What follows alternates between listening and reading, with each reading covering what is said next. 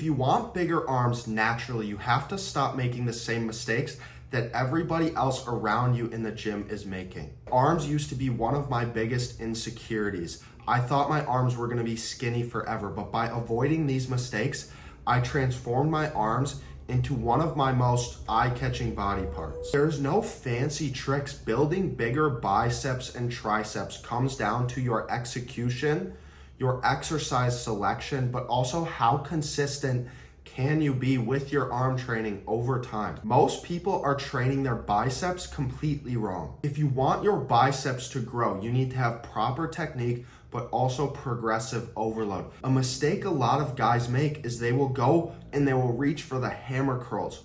Why? Because you can go heavier on hammer curls compared to something like a curl with a supinated grip. But having a supinated grip actually fully activates your bicep better than something like a hammer curl. So hammer curls should not be your main bicep curl. Choose bicep exercises that feel good on your wrists and on your joints. If you're doing a curl variation and it really hurts your wrist, swap it out for something else that you can train more comfortably, therefore more heavily. The research shows that your biceps respond better when they are trained at longer lengths. So you should be shooting to do most of your bicep exercises on either a preacher curl or something like a Bayesian curl, where your arms are stretched back behind you. You also need to realize your form is everything on these. You don't want to be swinging the weight. You don't want to be using all of your momentum. Okay, if on the last rep, you want to swing up one extra rep to really push yourself to failure and use a little bit of momentum, that's okay. But you should be aiming to control the negative on every rep and keep your elbows pinned to your side and stable when you're doing a supinated grip curl. And here's the biggest mistake most people make. It's the volume and the rep schemes that they're using to train their arms. You don't need to do 20 sets of curls. A lot of people like to do lighter weight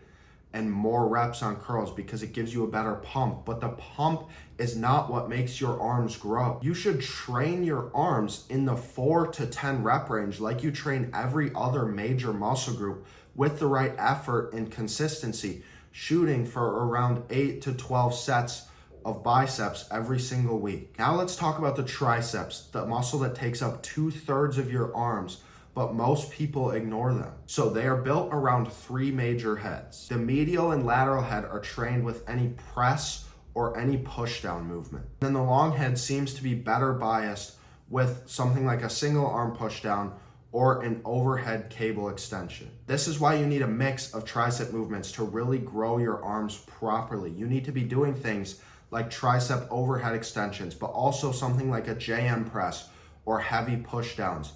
Skull crushers are another good option. You want to keep your torso stable. You want to control the weight on the way down, and you want to keep your elbows relatively locked. You don't want to be flaring your elbows way out. Again, it's simple. You're going to be training your triceps heavy in the 4 to 10 rep range, and you're going to be shooting for something like 8 to 12 sets of triceps per week. Make sure you're hitting your triceps and your biceps hard.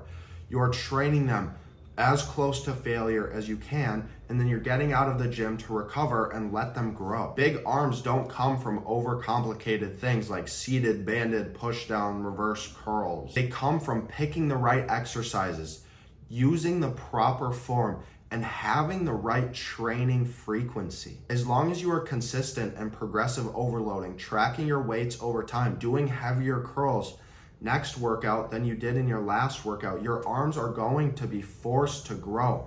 And you should be aiming to hit your arms every 48 to 72 hours, just like every other major muscle group. Forget chasing the pump in your arm workout. Do that at the end after a really effective arm workout if you want to leave the gym with a sick pump. But you also don't need to be in there doing endless amounts of curls. If you can just master the basics, your arms will grow naturally. If you need help creating a training plan for your arms that fits your split and works in your gym routine, reach out to me on IG. I will help you create one, because my goal here is genuinely to help you guys. And if you like this video, hit that like button, drop a comment, and subscribe if you're not, because we are building the best version of you right here, right now.